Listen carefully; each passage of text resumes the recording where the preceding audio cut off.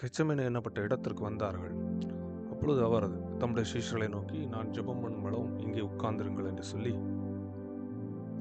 33 பேதுருவையும் யாக்கோபையும் யோவானையும் தம்மோடே கூட்டிக் கொண்டு போய் திகில் அடையவும் மிகவும் வியாகுலப்படவும் தொடங்கினார். அப்பொழுது அவர், என் ஆத்துமா மரணத்துக்கு ஏதுவான துக்கம் கொண்டிருக்கிறது, நீங்கள் இங்கே தங்கி விழித்திருங்கள் என்று சொல்லி 44 அவர் மிகவும் வியாகுலப்பட்டு அதிக ஊக்கத்தோടെ ஜெபம் பண்ணினார். அவருடைய வேர்வை இரத்தத்தின் பெருந்துளிகளாய் தரையிலே விழுந்தது. மார்க் 14:34 அப்பொழுது அவர், என் ஆத்துமா மரணத்துக்கு ஏதுவான துக்கம் கொண்டிருக்கிறது, நீங்கள் இங்கே தங்கி விழித்திருங்கள் என்று சொல்லி இயேசு கிறிஸ்து ஒரு மனிதனைப் போல, மனிதன் அழுகிறதைப் போல அழுவதை நாம் காண முடிகிறது. மரணத்தின் தன்மையை நன்றாக அறிந்த ஒரு மரணத்திற்கு ஒப்புவிக்கப்பட்ட மனிதன் துக்கப்பட்டு சூழ்நிலையில் காணப்படுவானோ, அதே நிலையில் இயேசு கிறிஸ்து இந்த இடத்திலே என் ஆத்துமா மரணம் அடையும் மட்டும் என்னுடைய இருதயம் நின்று விடுவது போல துக்கம் கொண்டிருக்கிறது, நீங்கள் இங்கே தங்கி விழித்திடுங்கள் என்று சொன்னார்.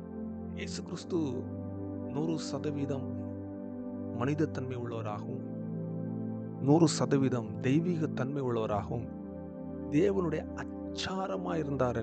அவர் தேவனுடைய ரூபமாயிருந்தார். அவர் தேவனுக்கு சமமாயிருந்தார். யோவான் 8வது அதிகாரம் 58 இயேசு சொல்கிறார், ஆபிரகாம் உண்டாகிறதற்கு முன்னமே நான் இருக்கிறேன் என்று மெய்யாகவே மெய்யாகவே உங்களுக்கு சொல்லுகிறேன் என்றார். இயேசு கிறிஸ்து ஜனங்களுக்கு முன்பாக பேசிக் கொண்டிருக்கிறார். வேதபாரர்களும் பரிசேயர்களும் அவர்களுக்குள்ளாக உட்கார்ந்து கொண்டிருக்கிறார்கள். இயேசு கிறிஸ்து சொல்லுகிறார், இந்த நாளை ஆபிரகாம் காண ஆசையாயிருந்தார், கண்டும் களி கூர்ந்தான் என்று. உடனே அங்கிருந்த ஜனங்கள் இயேசுவை நோக்கி, உனக்கு இன்னும் 50 வயது ஆகவில்லையே, நீ ஆபிரகாமை கண்டாயோ என்கிறார்கள். அதற்கு இயேசு கிறிஸ்து சொல்லுகிறார், ஆபிரகாம் உண்டாகிறதற்கு முன்னமே நான் இருக்கிறேன் என்று சொல்லுகிறார். இயேசு கிறிஸ்துவை ஒரு கள்வனை பிடிப்பது போல வேதபாரர்களும் போர்ச்சவர்களும் பரிசேயர்களும் அவர்களை சார்ந்த ஜனங்களும் கூடி வந்திருக்கும் பொழுது,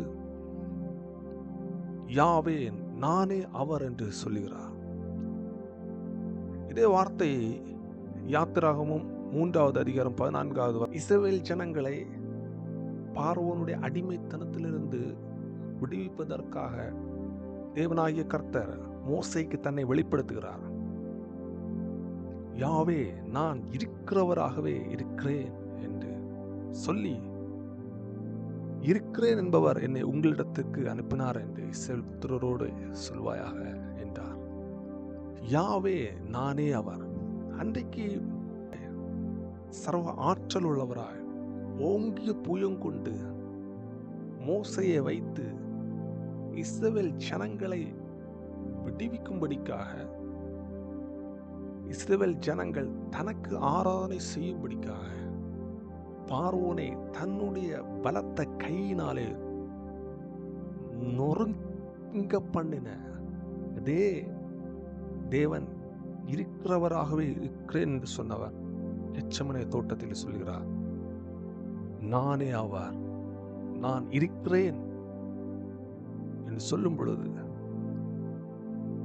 நீங்கள் யாரை தேடுகிறீர்கள்? அவர்கள் சொல்கிறார்கள், நாங்கள் நசரேயனாகிய இயேசுவை தேடுகிறோம். இயேசு கிறிஸ்து நானே, நான் இருக்கிறேன் என்று சொன்ன உடனே அவர்கள் பின்னிட்டு விழுந்தார்கள் என்று. இன்றைக்கு அதே இயேசு கிறிஸ்து உலகத்தில் காணப்படுகிற,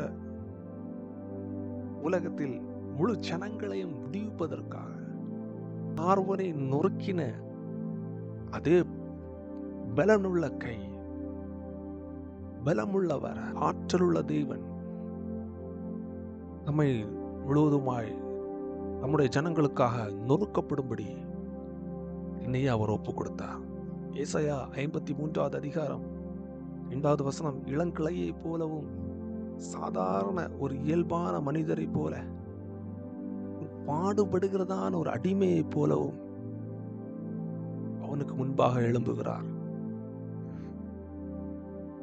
வறண்ட நிலத்திலிருந்து துளிக்கிற வேரை போலவும், நிலமானது விதையை முளைக்க செய்யும் எந்த சூழலும், எந்த ஈரத்தன்மையும் இல்லாத நிலத்திலிருந்து எழும்புகிற வேரை போலவும் அவனுக்கு முன்பாக எழும்புகிறார். மனிதர்களுடைய பொறாமைகள், எரிச்சல்கள், வன்கண்கள், பசியா இருக்கிறதான ஒரு கொடூர மிருகங்களுக்குள் ஆட்டுக்குட்டி ஆனது சிக்கிக் கொண்டால் எப்படி அந்த ஆட்டுக்குட்டியை அந்த கொடூர மிருகங்கள் சதையை பித்து தின்றுவிட்டு எலும்பை மாத்திரம் வைக்கக்கூடிய சூழலில் காணப்படுமோ, அப்படிப்பட்ட சூழலிலே அவனுக்கு முன்பாக எழும்புகிறார். ஏசாயா 53:4வது வசனம் சொல்லுகிறது, மெய்யாகவே அவர் நம்முடைய பாடுகளை ஏற்றுக்கொண்டு நம்முடைய துக்கங்களை சுமந்தார். 5வது வசனம் சொல்லுகிறது, நம்முடைய மீறுதல்கள் நிமித்தம் அவர் காயப்பட்டு, நம்முடைய அக்கிரமங்கள் நிமித்தம் அவர் நொறுக்கப்பட்டார். நாமோ அவர் தேவனால் அடிபட்டு வாதிக்கப்பட்டு சிறுமைப்பட்டவர் என்று எண்ணினோம். அவருக்கு அழகு இல்லை, அவருக்கு சௌந்தரியம் கிடையாது. அவரை பார்க்கும்போது நாம் அவரை விரும்பத்தக்க ரூபம் அவருக்கு இல்லாதிருந்தது. இப்படி கோதுமை மணியானது நிலத்தில் விழுந்து செத்தால் ஒழிய அதனுடைய விதை உயிர்ப்பிக்க மாட்டாது. அதே போல அவருடைய முகம் சிதைக்கப்பட்டது, அவருடைய சரீரம் சிதைக்கப்பட்டது. இயேசு கிறிஸ்து யோவான் 10வது அதிகாரம் 30வது வசனத்தை சொல்கிறார், நானும் பிதாவும் ஒன்றாயிருக்கிறோம் என்றார். யூதர்கள்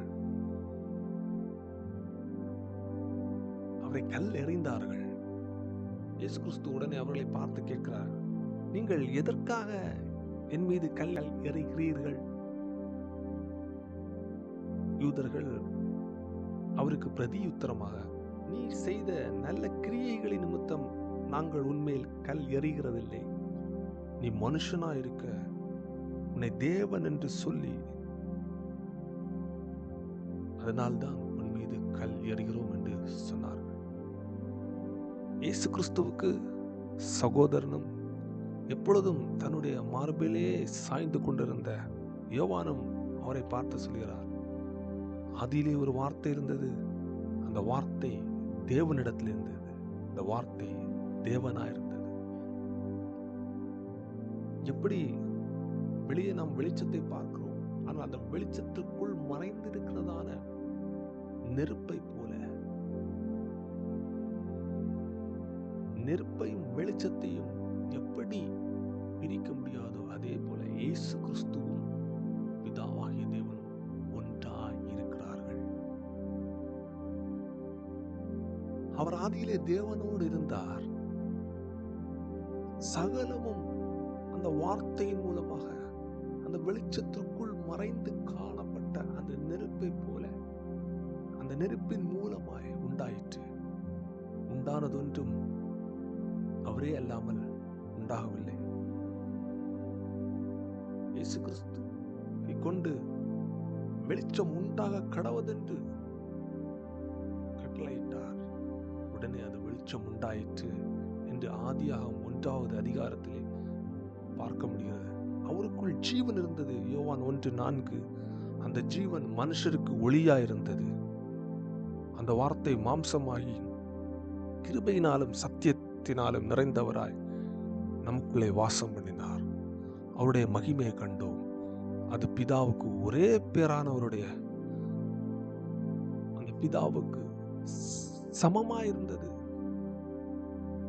ஏற்ற மகிமையா இருந்தது. இயேசு கிறிஸ்து இந்த உலகத்தில் வாழும் பொழுது 100% மனித தன்மை உள்ளவராகவும் 100% தெய்வீக தன்மை உள்ளவராகவும் இருந்தார். அவர் மனித தன்மையை அவர் அரவணைத்துக் கொண்டார். தேவனுடைய பிதாவுடைய எல்லா இயல்புகளும் அவரிடத்தில் காணப்பட்டது. பிதாவாகிய தேவன் எப்படி இரக்கமுள்ளவரோ, உருக்கமுள்ளவரோ, நீடிய சாந்தம் உள்ளவரோ, பொறுமை உள்ளவரோ, சொன்னதை நிறைவேற்றுகிறவராயிருந்தார். எங்கும் வியாபித்திருக்கிறவர், எல்லாவற்றையும் எல்லாவற்றாலும் நிரப்புகிறவர். இயேசு கிறிஸ்து இந்த உலகத்தில் வாழ்ந்திருக்கும் பொழுது அவர் செய்த அற்புதங்கள் மூலம் இயற்கையின் எல்லா பரிணாமத்திலும் அவர் அற்புதம் செய்திருந்தார். கடல் மேல் நடந்தார்,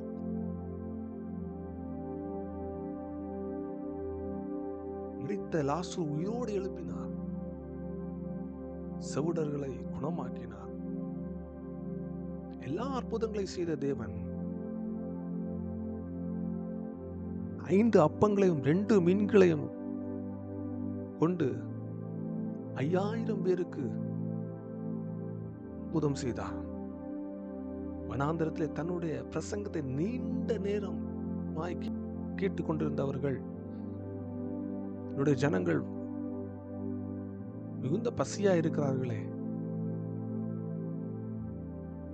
அவர்கள் இந்த வனாந்திரத்தை விட்டு நெடுந்தூரம் பயணம் செய்து தங்களுடைய வீடுகளுக்கு செல்ல வேண்டும்.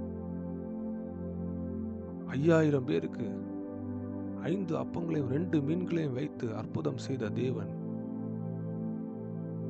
வனாந்திரத்திலே 40 நாட்கள் பிசாசினால் சோதிக்கப்படும் பொழுது அவர் அந்த தெய்வீக தன்மையை பயன்படுத்தவில்லை. 22வது அதிகாரத்தில் பரிசேயர்கள் எல்லாம் கூடியிருக்கிறார்கள். இயேசு அவர்களை நோக்கி ஒரு கேள்வி கேட்கிறார். கிறிஸ்துவை குறித்து நீங்கள் என்ன நினைக்கிறீர்கள் என்று. அவர் யாருடைய குமாரன் என்று கேட்டார். உடனே அவர்கள் பதில் சொன்னார்கள், அவர் தாவீதின் குமாரனாயிருக்கிறார் என்று. அதற்கு இயேசு கிறிஸ்து,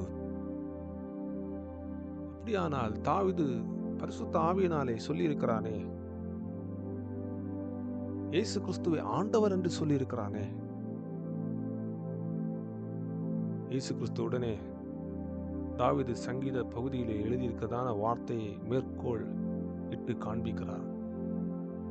மத்தேயு 22:44, நான் உம்முடைய சத்துருக்களை உமக்கு பாதப்படியாக்கி போடும் வரைக்கும் நீர் என்னுடைய வலது பாரிசத்தில் உட்காரும் என்று கர்த்தர் என் ஆண்டவரோடே சொன்னார் என்று தாவீது சொல்லியிருக்கிறாரே. தாவீது இயேசு கிறிஸ்துவை ஆண்டவர் என்று சொல்லியிருக்க, தாவீதுக்கு இயேசு கிறிஸ்து குமாரனாய் இருப்பது எப்படி? இயேசு கேள்வி கேட்டார். இயேசு கிறிஸ்து மாம்சத்தின்படி, மாம்ச சாயலின்படி தாவீதின் வம்சத்தில் பிறந்தாலும் அவருடைய 100% அந்த தெய்வீக தன்மையின்படி, பரிசுத்தமுள்ள ஆவியின்படி தேவனுடைய மகன் என்று, அவர் மரித்தோரிலிருந்து உயிர்த்தெழுந்த அந்த சம்பவத்தின் மூலமாய் அவர் பலமாய் ரூபிக்கப்பட்ட தேவகுமாரனாய் இருக்கிறார் என்று ரோமர் 1:5 பவுல் அழகாக காண்பித்திருக்கிறார். அவர் 100% தெய்வீக தன்மை உள்ளவராக இருந்தாலும்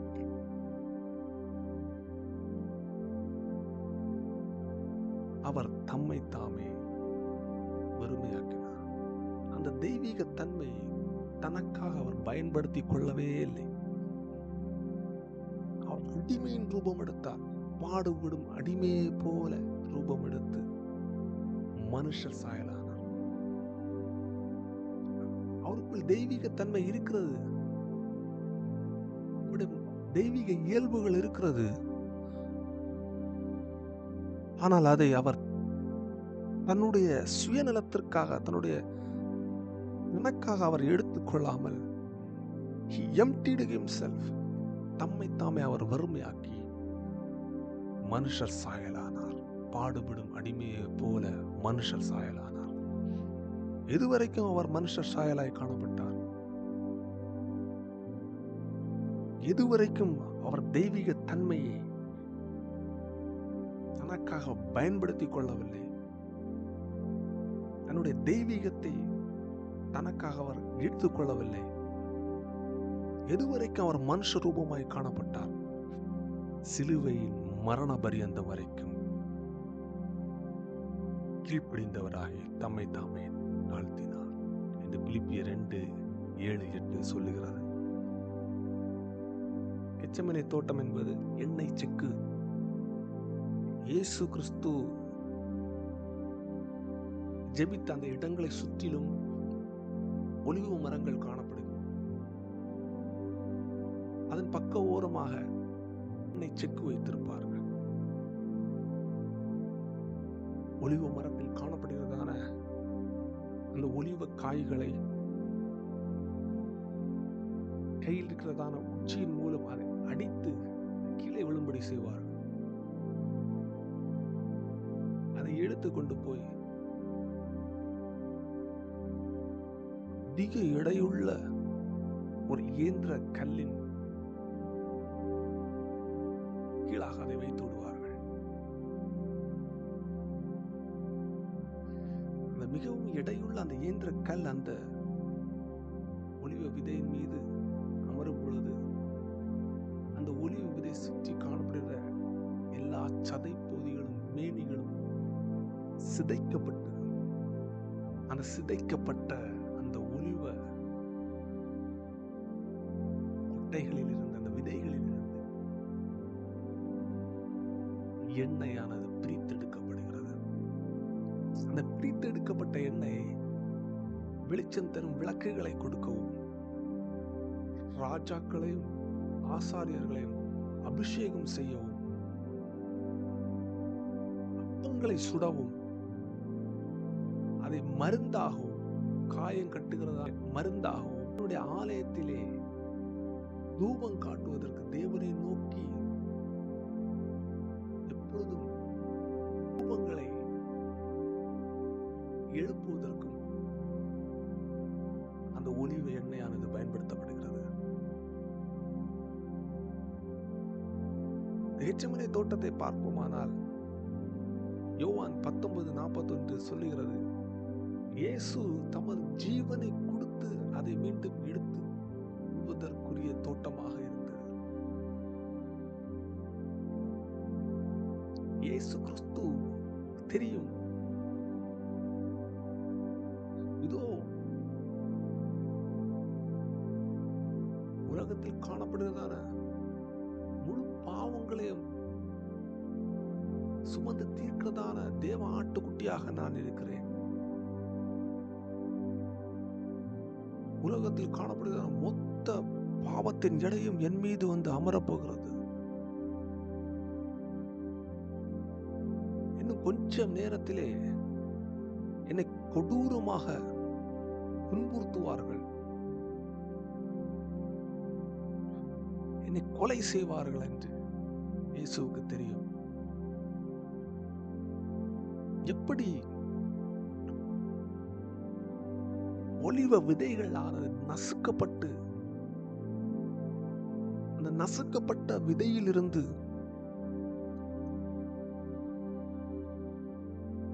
எண்ணெயானது பிரித்தெடுக்கப்படுமோ, அதே போல இயேசு கிறிஸ்துவின் கெத்செமனே தோட்டத்தில் முழு உலகத்தின் பாவத்தின் எடையும் அவர் மீது வந்து அமர்ந்தது. எபிரேயர் 5:7 சொல்லுகிறது, அவர் மாம்சத்தில் இருந்த நாட்களில் தம்மை மரணத்தினின்று இரட்சிக்க வல்லமை உள்ளவரை நோக்கி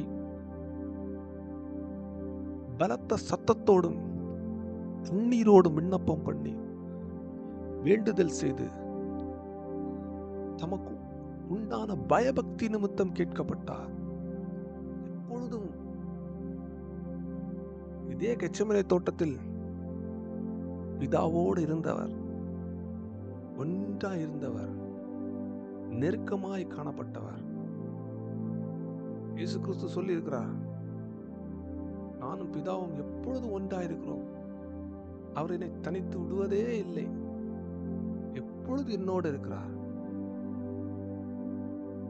மார்க் 14:35 சொல்லுகிறது, அவர் சற்று அப்புறம் போய் தரையிலே விழுந்து, அந்த வேளை நம்மை விட்டு நீங்கி போகக்கூடுமானால் அது நீங்க வேண்டும் என்று வேண்டிக் கொண்டு. எந்த வேளை? மார்க் 14:36. அப்பா பிதாவே, எல்லாம் உம்மாலே கூடும், இந்த பாத்திரத்தை என்னிலிருந்து எடுத்து போடும், ஆகிலும் என் சித்தத்தின்படி அல்ல, உம்முடைய சித்தத்தின்படி ஆகக்கூடாது. பாத்திரம் என்றால் பழைய ஏற்பாட்டு காலத்தின்படி தேவனுடைய நியாய தீர்ப்பையும் தேவனுடைய கோபத்தையும் குறிக்கிறது. இயேசு கிறிஸ்து இந்த உலகத்தின் முழு பாவமும் என் மீது வந்து அமருகிற காரணத்தினால் தேவனுடைய கோபமும் தேவனுடைய நியாய தீர்ப்பும் தேவனுடைய நியாய தீர்ப்பினால் உண்டாகிற தண்டனையும் என் மீது வந்து அமரப்போகிறது.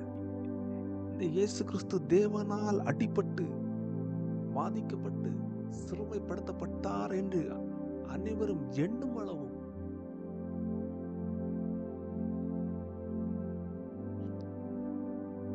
அவருடைய பாடு, அவருடைய மரணம் சமீபமாயிருக்கிறது. அவருடைய உலகத்தின் முழு பாவமும், அந்த முழு பாவத்தின் எடையும் அவர் மீது வந்து அமருகிற காரணத்தினால் எப்பொழுதும் நான் தேவனோடு இருந்த, எப்பொழுதும் பிதாவோடு ஒன்றிருந்த அந்த பிரசன்னத்தை நான் உணரக்கூடாமல் இருக்கிற நிலை வரும். எப்படி ஒரு சிறு குழந்தையானது எப்பொழுதும் தாயோடு இசைந்திருக்கிற அந்த குழந்தையை அந்த தாயிடமிருந்து பிரித்தெடுக்கும் பொழுது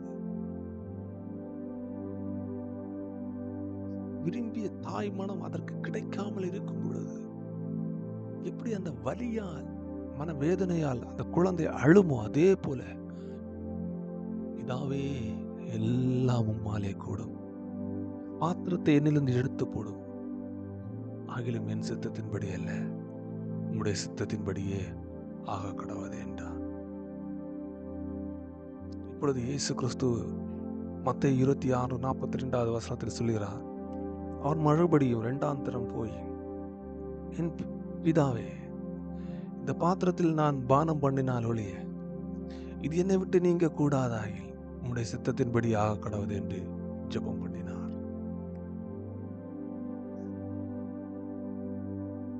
அவர் மனுஷ ரூபமாய் காணப்பட்டு சிலுவையில் மரண பரியந்தம், அதாவது சிலுவையில் மரண பரியந்தம்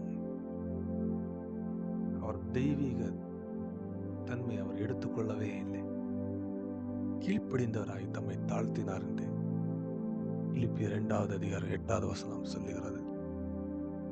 யோவான் 18:11 சொல்லுகிறது, அப்பொழுது இயேசு பேதுருவை நோக்கி, உன் பட்டயத்தை உரையிலே போடு, பிதா எனக்கு கொடுத்த பாத்திரத்தை நான் பானம் பண்ணாதிருப்பானோ.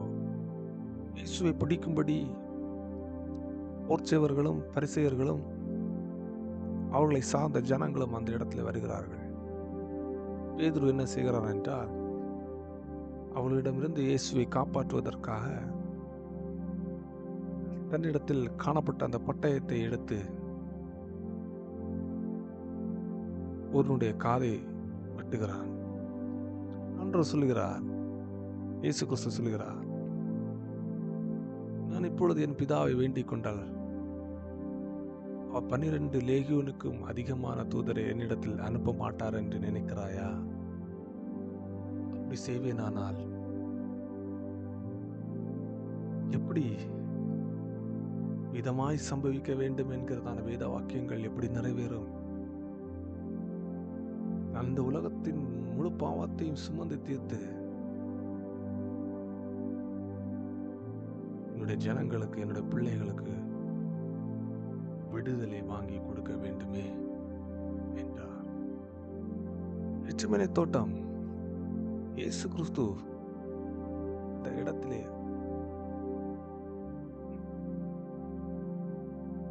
வன்முறையாக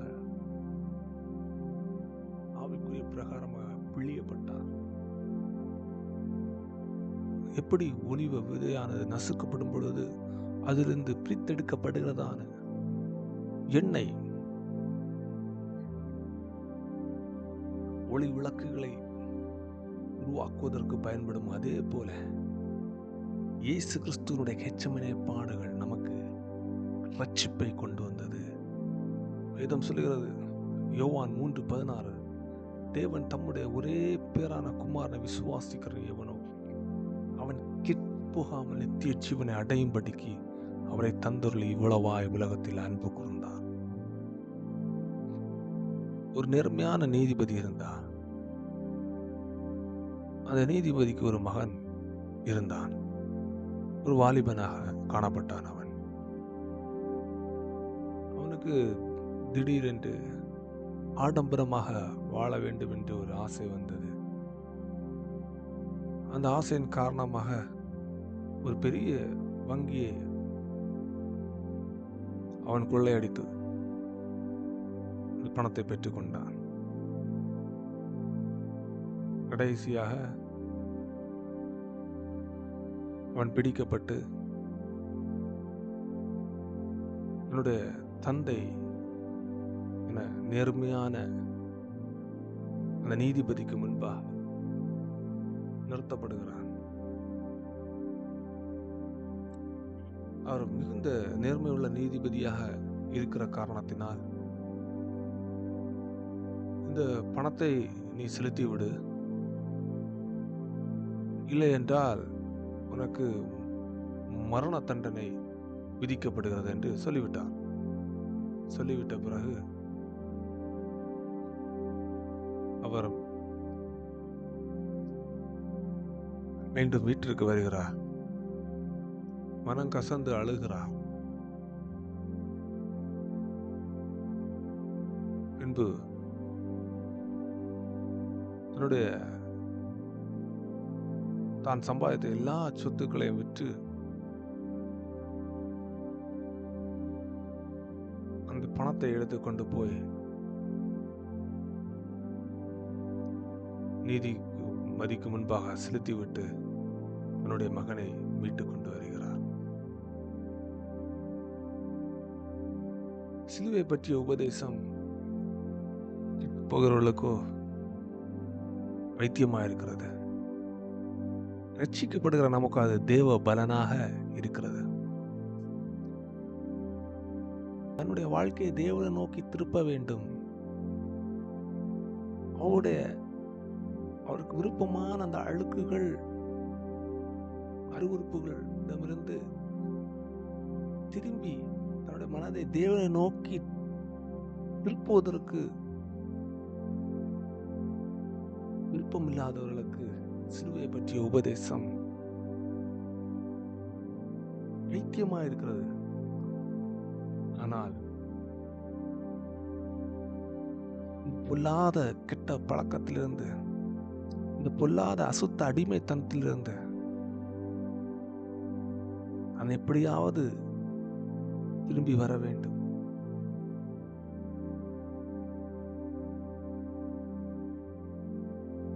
நான் செய்கிற இந்த தீமை எனக்கே விருப்பமில்லை, பழக்கம் எனக்கே விருப்பமில்லை, எனக்குள் பொல்லாத அழுக்கான அருவருப்பான பழக்கத்தை, இந்த அசுத்தத்தை நான் விட வேண்டும் என்று நினைக்கிறேன். நான் செய்கிறது எனக்கே விருப்பமில்லை. நான் விரும்புகிற நன்மையை செய்யாமல் இந்த விரும்பாத, நான் வெறுக்கிற இந்த கெட்ட பழக்கத்தையே, இந்த அருவருப்பையே நான் திரும்ப திரும்ப செய்கிறேன். நான் அல்ல, எனக்குள் வாசமாயிருக்கிற, எனக்குள் தங்கி இருக்கிற அந்த தீமையே என்னை அப்படி செய்ய வைக்கிறது. நன்மை செய்ய வேண்டும் என்கிறதான விருப்பம் என்னிடத்தில் இருக்கிறது.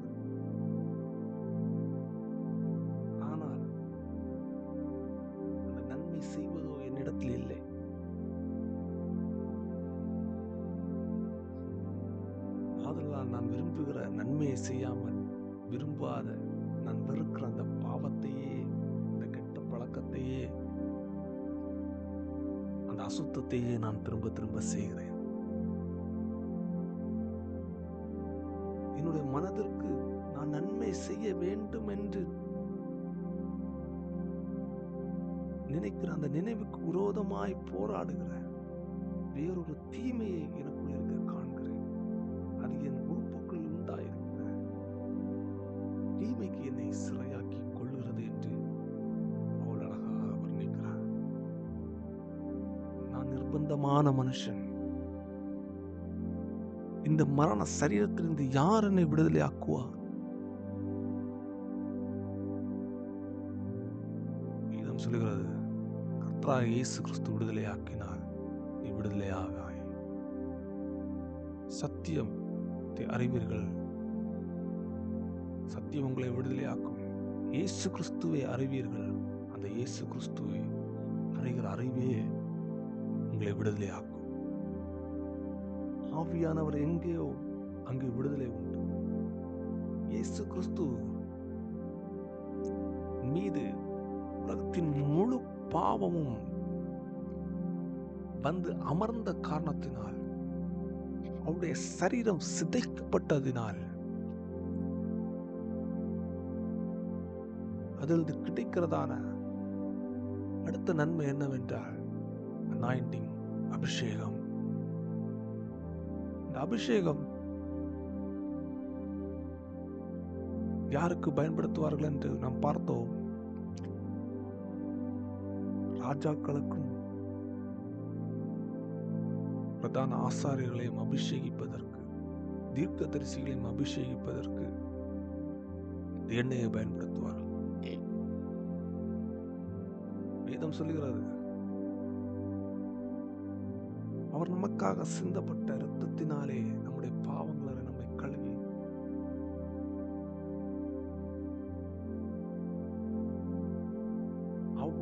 அவருக்கு முன்பாக நம்மை ராஜாக்களும் ஆசாரியர்களுமாக மாற்றியிருக்கிறார்.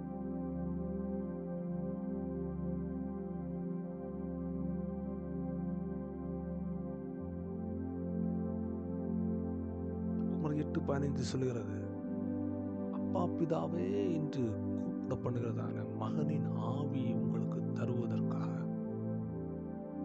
ஆண்டவர் உங்களுக்காக நொறுக்கப்பட்டார். இயேசு கிறிஸ்து உங்களுக்காக நொறுக்கப்பட்டார். அது எப்படி எனில், ரோமர் 8:3, எப்படி மாம்சத்தினாலே பலவீனமாயிருந்த இந்த நியாய பிரமாணம் செய்யக்கூடாது, நன்மை செய்ய வேண்டும் என்று ஆசை இருக்கிறது, ஆனால் செய்ய முடியவில்லை. நீ விரும்பிய அந்த நன்மையை நீ செய்யும்படிக்கு, நீ விரும்பிய அந்த கெட்ட பழக்கத்தை, அந்த அருவருப்பை, அந்த அடிமைத்தனத்தை, அந்த அடிக்ஷனை விட்டு வெளியே வரும்படிக்கு, அது தேவனே நீ செய்யக்கூடாததை, தேவனே உன்னால் செய்ய முடியாததை தேவனே செய்யும்படிக்கு அவர் தம்முடைய குமாரனை உன்னையும் என்னையும் போல பாவ மாம்சத்தின் சாயலாகும் பாவத்தை போக்கும் பலியாக அனுப்பி மாம்சத்திலே பாவத்தை ஆக்கினைக்குள்ளாக தீர்த்தார் என்று அழகாக ரோமர் 8:3 சொல்லுகிறது. ரோமர் 8:11 சொல்லுகிறது, அன்றியும் இயேசுவை மரித்தோரிலிருந்து எழுப்பினவருடைய ஆவி உங்களில் வாசமாயிருந்தால், கிறிஸ்துவை மரித்தோரிலிருந்து எழுப்பினவர் உங்களில் வாசமாயிருக்கிற தம்முடைய ஆவியினாலே சாவுக்கு ஏதுவான உங்கள் சரீரங்களையும் உயிர்ப்பிப்பார். இயேசு கிறிஸ்துவை மரித்தோரிலிருந்து எழுப்பின அதே பரிசுத்த ஆவியானவர் உங்களுடைய உடலுக்குள்ளாக இருக்கும் பொழுது, நீர் விரும்பிய நன்மையை நீங்கள் செய்து முடிக்கும்படிக்கு அவர் தம்முடைய ஆவியினாலே அந்த கெட்டு போன, அந்த கெட்ட பழக்கங்களுக்கு அடிமையான, அருவருப்புகளுக்கும் அடிக்ஷனுக்கும் அடிமையான அந்த சாவுக்கு ஏதுவான உங்கள் சரீரங்களை திரும்பவும் உயிர்ப்பிப்பதற்கு ஆண்டவருடைய வல்லமை போதுமானதாக இருக்கிறது.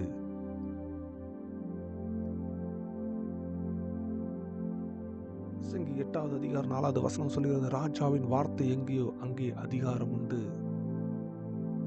இயேசு கிறிஸ்துடைய ஆவி உங்களுக்குள் இருக்கும் பொழுது நீங்கள் ராஜாக்களாக இருக்கிறீர்கள், ஆசாரியர்களாக இருக்கிறீர்கள்.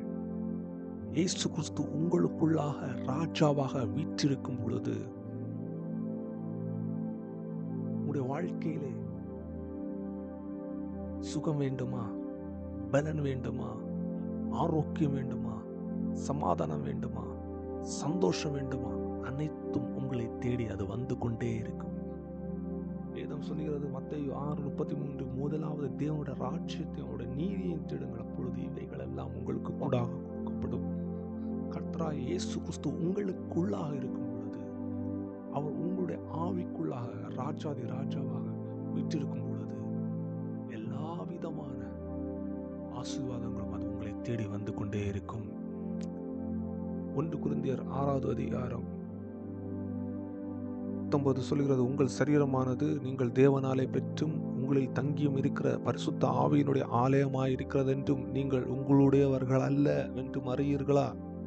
இயேசு கிறிஸ்து உங்களுடைய சரீரத்தை தனக்கு ஆலயமாக ஏற்றுக்கொள்ளும்படிக்கு, தனக்கு உரியதாக சொந்தமாக்கிக் கொள்ளும்படிக்கு அவர் எருசலேமுக்கு புறம்பாக உங்களுக்காக பாடுகள் பட்டார், அடிக்கப்பட்டார், நொறுக்கப்பட்டார், சிலுவையில் மரித்தார், ரத்தம் சிந்தினார். அவரை புறக்கணித்தார்கள். வேதம் சொல்கிறது, வீடு கட்டுகிறவர்கள் ஆகாதென்று தள்ளின கல்லே மூளைக்கு தலைக்கல்லாயிற்று, அது கர்த்தராலே ஆயிற்று. நீங்கள் விலைக்கு வாங்கப்பட்டவர்கள், நீங்கள் கிரயத்திற்கு கொல்லப்பட்டீர்கள். அவருடைய இரத்தத்தின் மூலம் நீங்கள் விலைக்கு வாங்கப்பட்டது. உங்களை முழுவதும், உங்கள் முழு சரீரத்தையும் அவருக்கு சொந்தமாக்கிக் கொள்வதற்கு அவருடைய தலையிலே முக்கியம் சூட்டப்பட்டது. அவருடைய முதுகை ஒரு உழவன் நிலத்தை தன்னுடைய படைச்சாலைகள் மூலம் விழும் பொழுது எப்படி அந்த நிலத்தில் காணப்படுகிறதான மண்ணை வெட்டி செதுக்குவது போல அந்த படைச்சாலை வெட்டி செதுக்கி செய்யப்படுவது போல அவருடைய முதுகு முழுவதும் உழப்பட்டது. வாரினால் அடித்து அவருடைய மாம்சம் கிழிக்கப்பட்டது. அவருடைய 2 கைகளையும் 2 கால்களையும் ஆணியினால் உருவ குத்தினார்கள், சிலுவையில் அறைந்தார்கள்.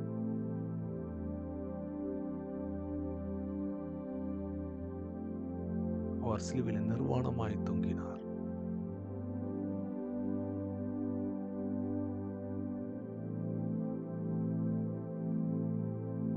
அவர் உங்களுக்காக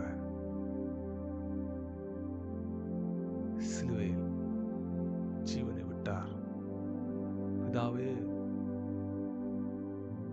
என்னுடைய ஆவியை உங்களுடைய கைகளை ஒப்புக் கொடுக்கிறேன் என்று சொல்லி ஜீவனை விட்டார். அவர் ஜீவனை விடும் பொழுது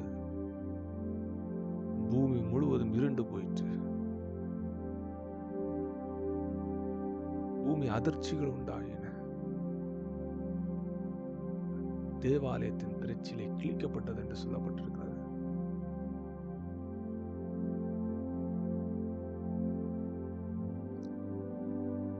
உன்னுடைய சரீரமாகிய திரைக்குள் வந்து தங்கி இருக்கும்படிக்கு உன்னுடைய சரீரம் எல்லாம் கிழிக்கப்பட்டது.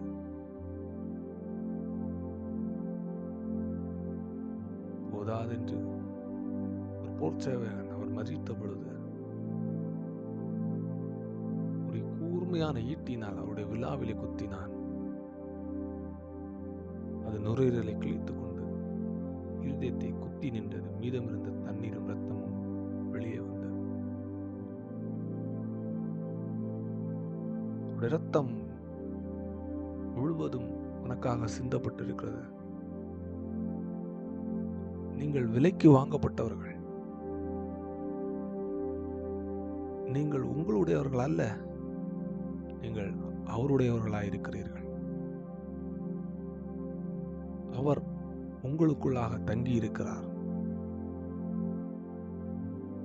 இந்த கல்லின் மேல் என் சபையை கட்டுவேன். உன்னுடைய சரீரத்தின் மேல் ஆண்டவர் தம்முடைய சபையை கட்டுவார். பாதாளத்தின் வாசல்கள் உன்னை மேற்கொள்ள முடியாது. பாதாளத்தின் அசுத்தங்கள், பாதாளத்தின் வல்லமைகள், பாதாளத்தின் தீமைகள் உன்னை மேற்கொள்ள முடியாது, உன்னை அழிக்க முடியாது. யூதாஸ் பணத்தின் மீது பேராசையினால் கெத்செமனே தோட்டத்தில் இயேசு கிறிஸ்துவை ஒட்டி கொடுத்தான். பேதுரு பலவீனத்தின் நிமித்தம் இயேசு கிறிஸ்துவை 3 முறை மறுதலித்தான். யூதாஸ் நோயினால் பாதிக்கப்பட்டான். பேதுரு பாவ உணர்வினால் பாதிக்கப்பட்டான்.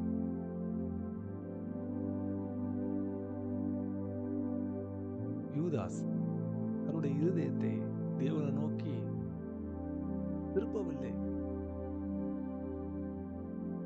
தேவன் மன்னிப்பார் என்பதை அவனால் ஏற்றுக்கொள்ள முடியவில்லை. அவன் போய் நாண்டு கொண்டு செத்தான். ஆனால் பேதுரு பாவ உணர்வினால் வெளியே போய் மனம் கசந்து அழுதான். தன்னுடைய இருதயத்தை முற்றிலுமாக 360 கோணத்தில்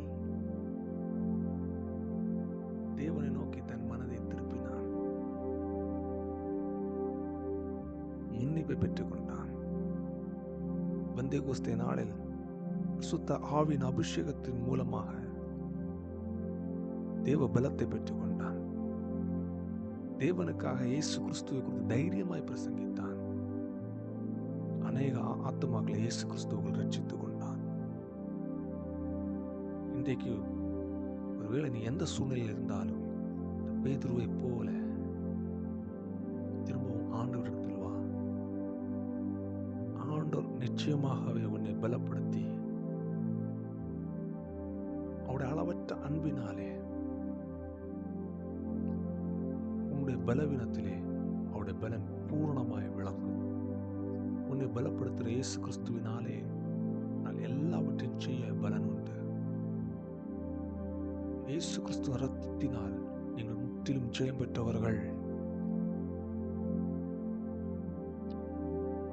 16:26 சொல்கிறது, மனிதன் உலகம் முழுவதையும் ஆதாயப்படுத்திக் கொண்டாலும் தன் ஜீவனை நஷ்டப்படுத்தினால் அவனுக்கு லாபம் என்ன?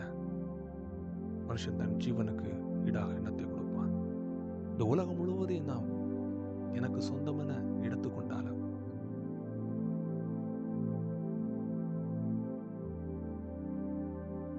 இந்த உலகம் முழுவதையும் நாம் சொந்தமாக்கிக் கொள்வதற்கு செல்வம் இருந்தாலும்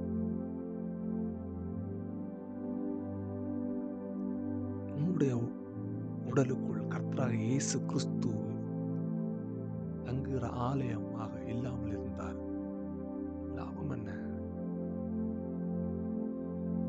மனுஷன் தன் ஜீவனுக்கு ஈடாக எண்ணத்தை கொடுப்பான். இந்த செய்தியை கேட்டுக்கொண்டிருக்கிறதான அன்பு சகோதரன், அன்பு சகோதரிக்காக ஜெபிக்கிறேன்.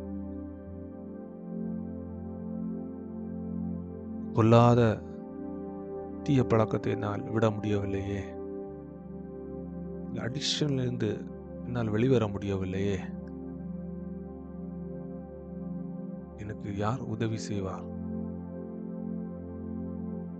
இயேசு கிறிஸ்து விடுதலை செய்தால் நீ மெய்யாகவே விடுதலை ஆவாய். இன்றைக்கு நீ அவரை ஏற்றுக்கொள்.